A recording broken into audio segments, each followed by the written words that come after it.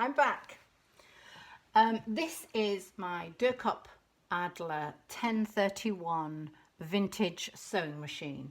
It is around about 60 years old, give or take. It's very difficult to date these machines, but it's around that. I've done a series of short videos that, first of all, there's a general one that shows you all around the machine. Then I've done one for threading and winding a bobbin on this machine. I've also done a separate one for threading for sewing with a single needle, because this machine will take a twin needle, and I will do a separate video for that. On this video, I'm going to demonstrate how the fancy stitches work and the cams on this machine. So it's already threaded up, the bobbin's where the bobbin goes. I'm not quite sure if I have a stretch. I think I've got a universal needle in at the moment, so I'm not going to change my needle.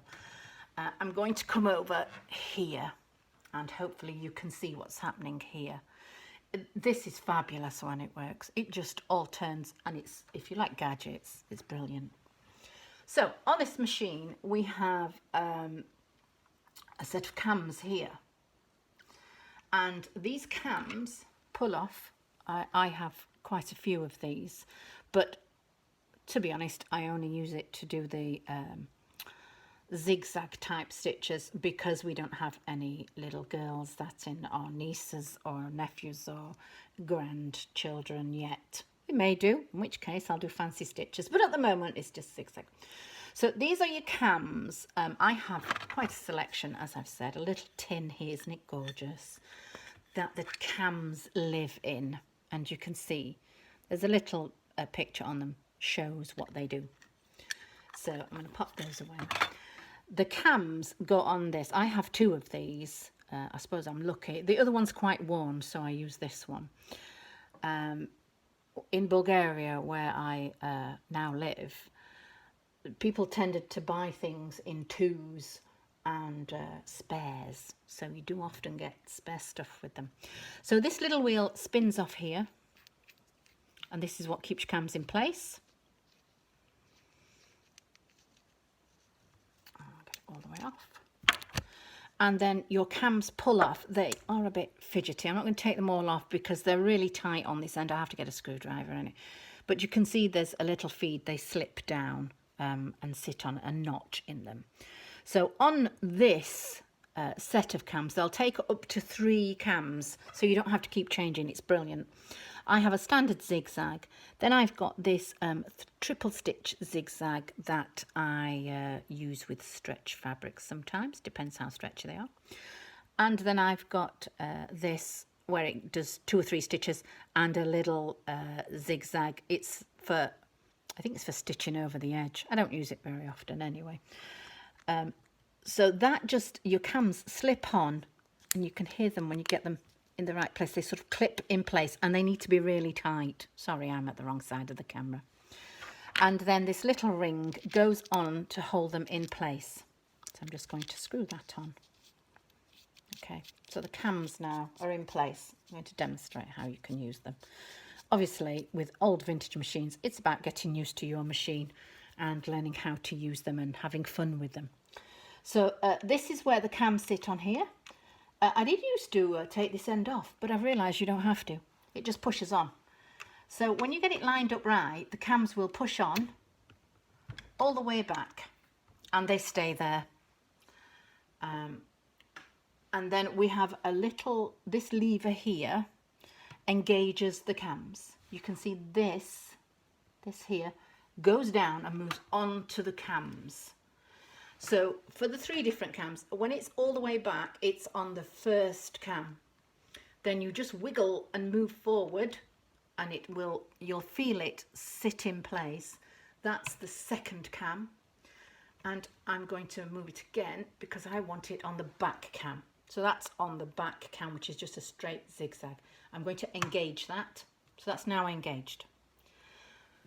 I'm going to keep my needle position in the middle. So this little gadget here is your right, middle and left needle position. I'm staying with the middle. And this lever here, it goes from 0 to 4. I'm assuming that's 4 millimeters in width of your zigzag. Okay. So you can have a very narrow zigzag or a wide one, depending on what you're doing. And if you were doing, say, a scallop, you might change that. These two little things here, no idea what they're for. I think they're for some fine tuning, but I lost my instructions, so I can't tell you what they do. Someone else might be able to and might tell me one day. And down here is your stitch length. The machine does have reverse, so all the way to the left is reverse, all the way to the right is your widest stitch of 4, which again I think is millimeters. So I'm going to do my zigzag on about a 3. Now this stitch selector is quite wide, so I decide to use this inside to see what stitch length I have. You're probably supposed to use the center of it, but you can't see it very well. So I'm going to put it on what I call a 3, and I'm having it on the widest for the zigzag. So I'm just going to move this around, hopefully you can see, and I'm just going to pop some fabric in, and my machine's all threaded up.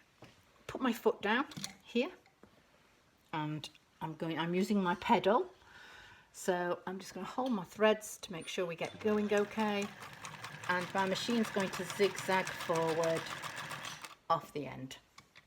Lift my foot. I'm going to turn my wheel. It always turns away from you on this machine. Most machines it turns towards you. On this machine it's away from you. So I'm going to turn it so that my needle is just over the apex at the top, and then I'm going to pull my fabric out and I'm going to snip my threads. I'm going to show you there a nice little zigzag stitch. Okay, hopefully you can see that. I'm not quite sure you can actually, but hopefully you can. It's not so good on the back. So if I was going to sew, I always set my machine first on a scrap piece of fabric. I would now alter my tensions, top tension only, not the bottom tension, until I get this sewing correctly. It's not uncommon on a lot of machines for you to have to reset your tension for a zigzag stitch as opposed to a straight stitch. I'm not going to do it. I'm only demonstrating for you.